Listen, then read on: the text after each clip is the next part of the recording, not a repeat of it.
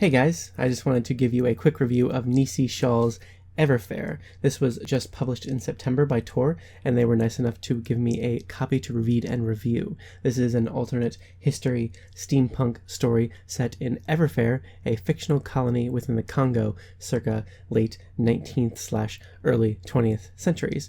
So Nisi Shawl really gives us a glimpse into the lives of every one of the characters that she introduces over a long period of time, a few decades from the Congo being under Belgian control to the end of World War I. There are a lot of ideas happening here. For example, this group called the Fabian Society has founded Everfair itself as a colony to help shelter and give a home to slaves that have escaped the harsh conditions of a Congo ruled over by King Leopold II. This is a Western group, however, and many of them are at odds with themselves. While good intentioned, they've sort of manufactured a place within which to keep the slaves that have escaped there.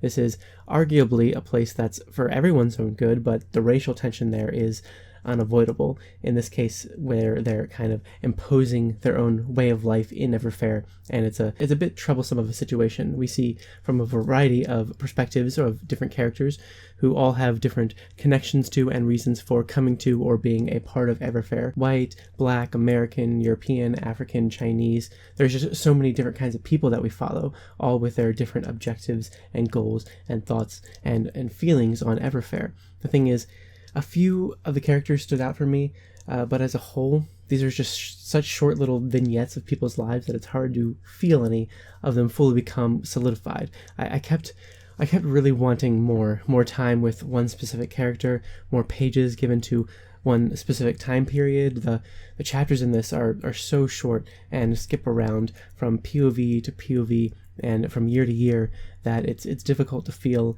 any sort of real connection to any of them or what they're doing. This was really disappointing to me. Both the characters and the plot were lacking so much, and Nisi Shawl's attempts to pack so much into this didn't end up creating a story that's compelling to read because you want to find out what happens next or because you care on an emotional level about anything happening to anyone involved. Instead, you might read for the purposes of seeing how all these different pieces eventually come together, or how she sets a scene and really paints a pretty backdrop with which her characters can act in front of. So your primary reason for turning the pages are because of the writing and the prose rather than the actual plot and the characters, and along with just the ideas the book presents. What's easily the story's strongest trait is that writing itself, the author's writing. It's beautiful without being too unobtrusive, and descriptive without being too lengthy.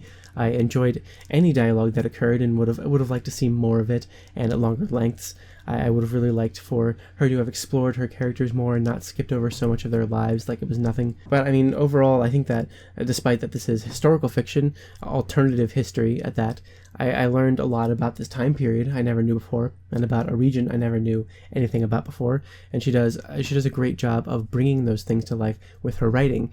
It's unfortunate that the plot and the characters just weren't up to par with the author's ideas and obvious research.